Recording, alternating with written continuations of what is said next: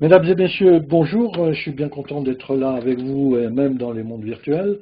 Et donc, les organisateurs m'ont demandé de vous faire un petit topo, un petit dégagement sur le numérique et les seniors.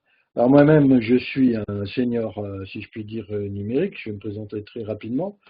J'ai 70 ans, je suis amputé d'une jambe. J'habite chez moi dans la campagne des Yvelines et je désirerais y rester jusqu'à la fin, si je puis dire. Je m'intéresse beaucoup à la e-santé puisque comme je suis amputé d'une jambe, ben, je m'intéresse énormément à ces problèmes et à la vie numérique des seniors. Et j'espère pouvoir suivre ma e-santé en temps réel sur l'Internet puisque comme vous ne le savez peut-être pas, nous allons passer progressivement d'une médecine curative à une médecine prédictive, notamment avec l'écran de la technologie aux États-Unis. Alors l'humanité est en face d'un très gros problème qu'elle va devoir résoudre dans les années à venir, c'est que le nombre d'humains de plus de 65 ans aura doublé en 2040. On était à 2 millions, à 500 millions en 2008, on va passer à 1,3 milliard et ceci va continuer. Alors comment on va faire? Bien, je pense qu'on devrait suivre ce qui s'est passé au Japon. Le Japon a 30% de sa population actuellement qui a plus de 65 ans. En France, on est né à 20%, mais on sera comme au Japon dans une quinzaine d'années. Et ces seniors qui ont plus de 65 ans vont avoir, enfin la plupart, on espère que pas, mais la plupart vont avoir des maladies de longue durée comme l'Alzheimer et le Parkinson qui se répandent. Alors en France, comment allons-nous gérer ces seniors alors que les caisses de l'État sont vides et que probablement n'auront pas assez de personnes valides pour le faire en mode traditionnel? Alors, comment a fait le Japon? Eh ben, la première chose qu'il a fait, et ça date du début des années 90, le Japon a décidé de fibrer le pays. Aujourd'hui, plus de 50% des foyers japonais ont un accès à Internet à très très haut débit, donc du fibre optique à 100 mégabits. Sony a même ouvert à Tokyo un réseau à 2 gigabits symétriques.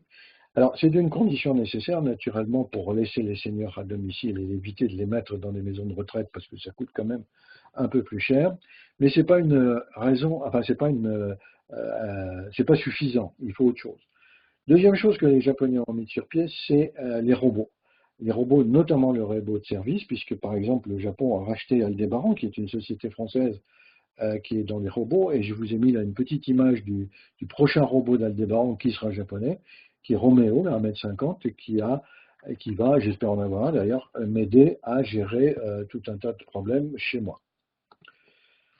Autre chose, ce qui se passe au Japon, bien la poste japonaise, ça a été annoncé il y a très peu de temps, qui est privée, je vous le rappelle, c'est à cointer avec Apple et IBM et va remettre à tous les Japonais de plus de 65 ans un iPad pour accéder à une plateforme de gestion à distance du dit senior. Puis plus tard un système de gestion de e-santé en temps réel sur le cloud d'IBM connecté avec son Watson. Alors le Watson, je ne sais pas si vous le savez, mais c'est un ordinateur un peu particulier.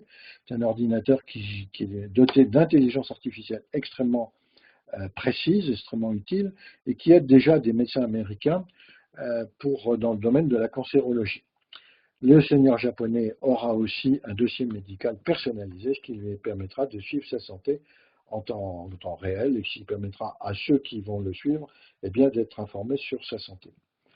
Alors là-dedans, en France, ben, nous, on est très en retard. On est très en retard sur le très haut débit, on dégringole dans, les, dans ce que l'on voit aujourd'hui en Europe et ailleurs. Notre dossier médical personnalisé est toujours en construction depuis 2004.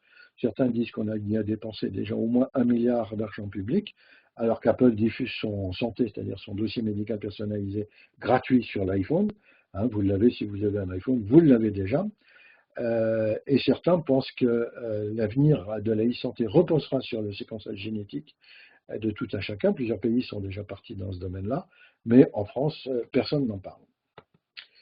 Alors, de plus, nos seniors, tels que j'ai pu me rendre compte, sont peu acculturés au numérique, peu à la visiophonie, peu aux objets connectés de santé qui démarrent, et peu surtout au big data. Enfin, ça, c'est pas eux qui vont le faire, mais dans les clouds de santé.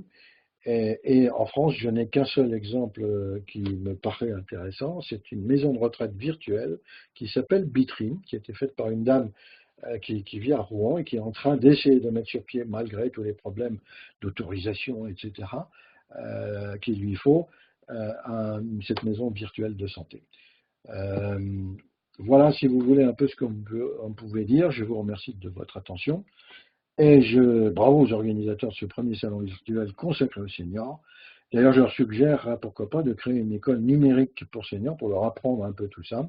Et je vous ai mis là quelques éléments concernant ce que je fais sur Internet. Voilà, je vous remercie beaucoup et je vous souhaite bon courage dans ce congrès virtuel. Au revoir.